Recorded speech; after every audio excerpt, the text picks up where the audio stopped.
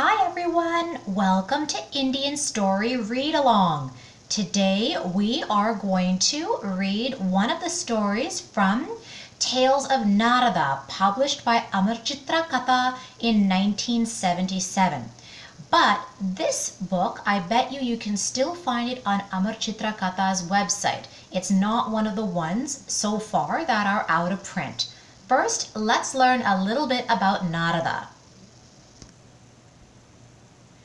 So there you see Narada on the right hand of the screen. He's walking along, he has his veena, he is always saying Narayana, Narayana.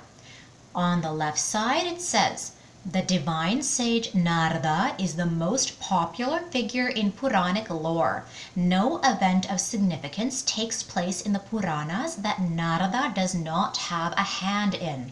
He is depicted as a messenger always on the move, visiting the Devatas, the Manavas, and the Ashuras, and honored by all. He is a great devotee of Vishnu. Although Narada is always referred to with respect in mythology, he is often misunderstood and ridiculed, made fun of by the common people as a carrier of tales and a mischief maker. However, Narada's so-called mischief invariably, that means always, brings about the downfall of the wicked and furthers the cause of the good. He is credited with the invention of the veena, the musical instrument, and the authorship of a code of laws, and of Narada Bhakti Sutra, aphorisms on devotion. So here is the story that we are going to read inside this book, Narada Enlightened. The celestial sage Narada once came to Dwarka to see Lord Krishna. "Welcome, Narada," says Krishna. "What brings you here?" As if he doesn't know.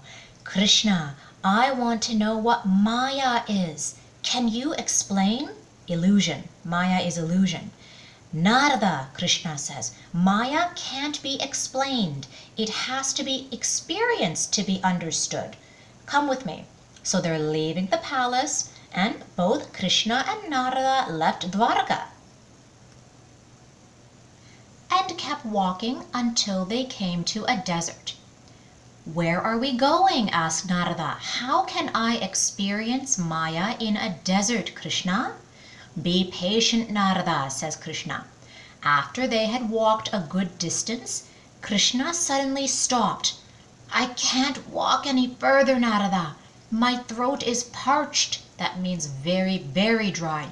"Take this and fetch me some water." He gives him a kamandalu, or a little jug. "Hold on, Krishna, I'll be back soon," says Narada. Narada went in search of water. It looks like a settlement there. He's looking at the far end there where there's a little village. Ah, a well. Oh, he thinks, he sees that young lady there. What a divine beauty. "Lady, will you give me some water to quench my thirst?" he asks her. "By all means, sir," she says. She must be a goddess, he's thinking. He's not even noticing all that water is falling on his veena there. Narada followed the damsel to her house. "Are you the master of this house?" he is asking that older man sitting on the bench outside the house. "Not only of this house," says the man, "but also of the entire village. What do you want, stranger?" "I seek the hand of your daughter," says Narada.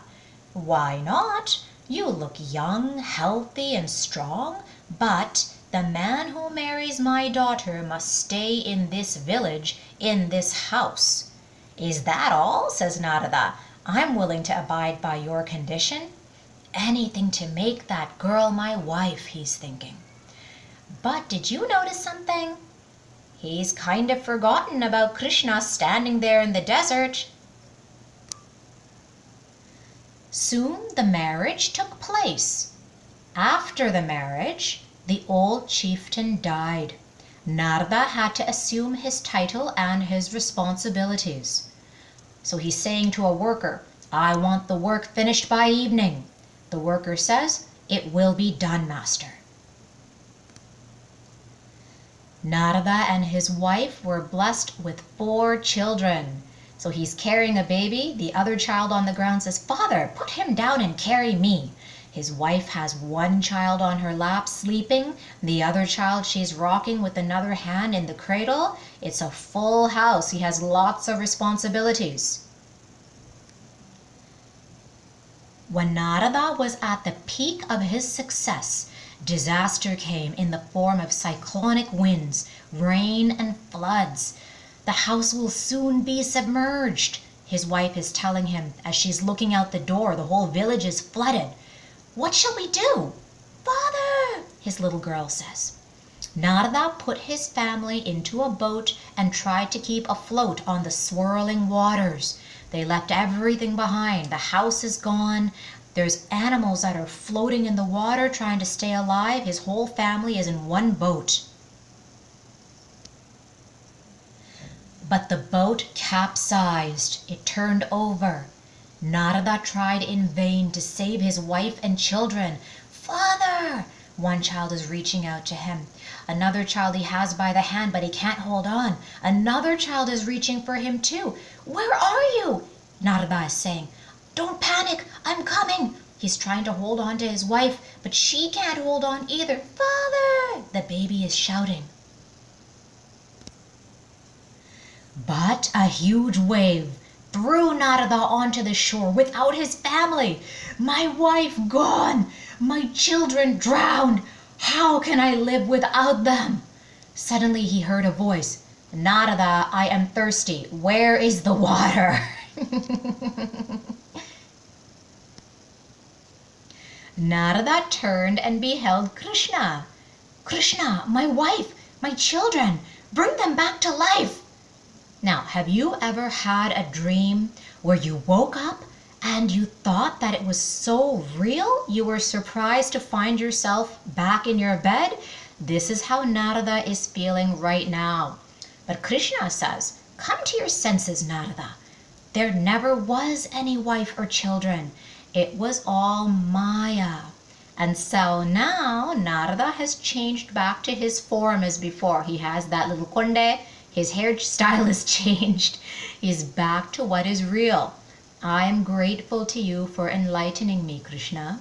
Life itself is an illusion from which it is difficult to escape. Only with your grace can this illusion be conquered. So this is a hard idea even for grown-ups to understand. You can still enjoy your life, love your parents, love your brothers and sisters and everyone around you, and have fun. But it is important to remember that there are things beyond all of this as well. And when Narada was wrapped up in all of that, he forgot. He forgot about Krishna standing there in the desert waiting for water. Did you notice one other thing?